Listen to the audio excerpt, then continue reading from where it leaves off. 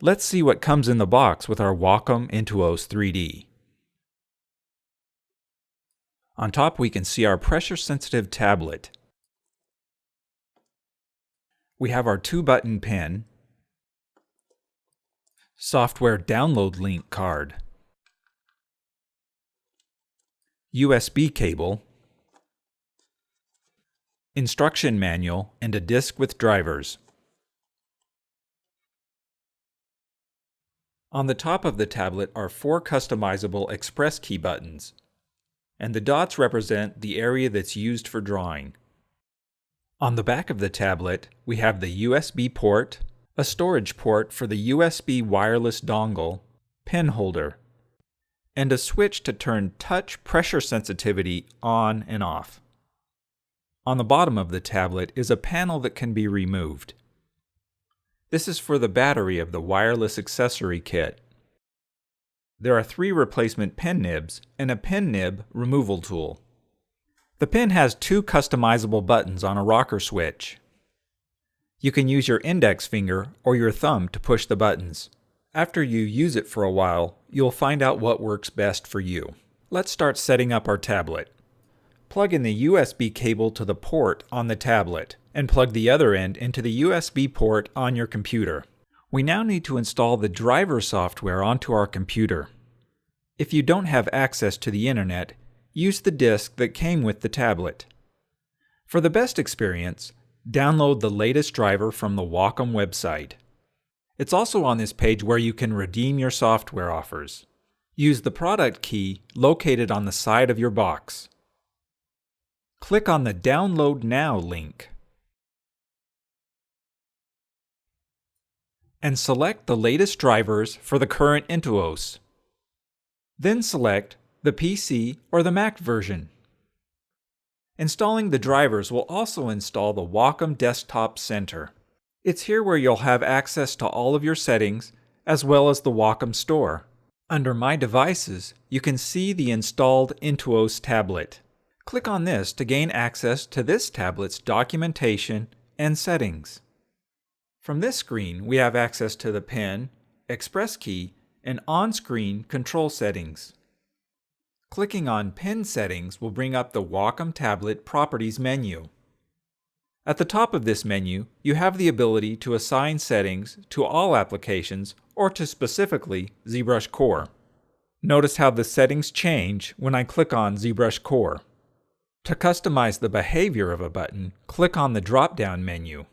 This will allow you to assign clicks, keystrokes, or other modifiers to a specific button. You can also adjust the pen pressure from this menu. Under Tip Feel, you can see there's a slider that goes from soft to firm. Notice how changing the tip feel affects the current pressure gauge. Depending on the project or application, you might want to change this, but usually in the middle is pretty good. Another setting that you should check is under the Mapping tab. Using multiple monitors will change the proportion of the tablet that's used. For best results, I like to assign my application to a single screen. On the Screen Area pull-down, select the monitor you'll be using. Doing this will give you the most resolution for each pen stroke. Clicking the Tablet tab will bring up the Express Key menu settings. The Express Key buttons for ZBrushCore by default are Control and Alt on the left and Brush Palette and Quick Menu on the right. The Show Express View checkbox will enable and disable the Express Key pop-up that displays when you push an Express Key. The first thing I'd like to show you inside of ZBrushCore is navigation.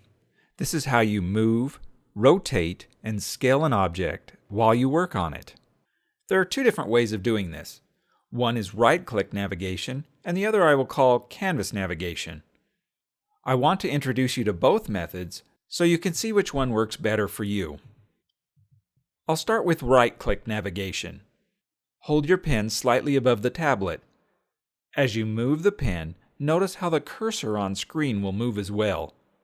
While hovering above the tablet, hold down the Alt key and also the upper button on the pen. This is the one furthest from the tip. That's the right-click button. This is how we move or pan the model.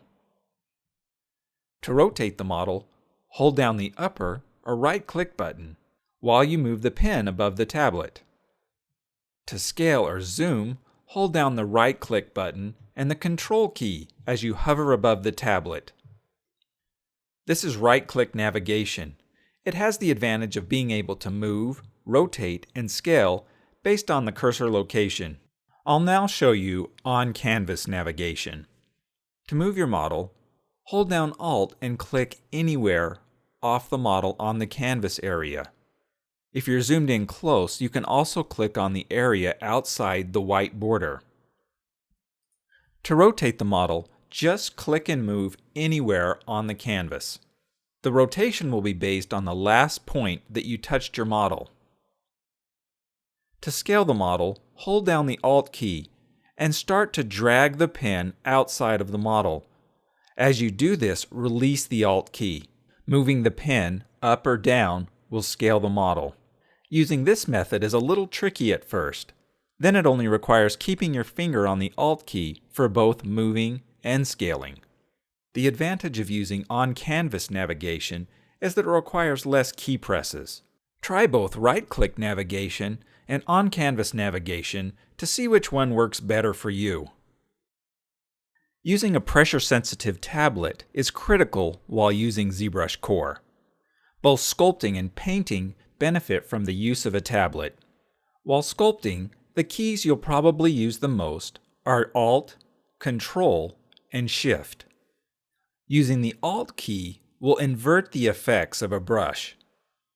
Watch how the standard brush changes when I use Alt.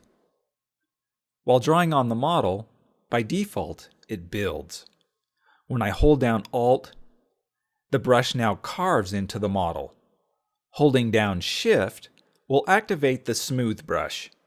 Notice how the brush icon changes at the top left when I do this. The Control key is primarily used for activating the masking function. This is used to protect your model while you sculpt on other areas. In many ways, using ZBrushCore is just like using clay. You start by defining large, basic shapes, smoothing and adding detail as you go. With Dynamesh and multiple subdivision levels, what you create is only limited by your imagination.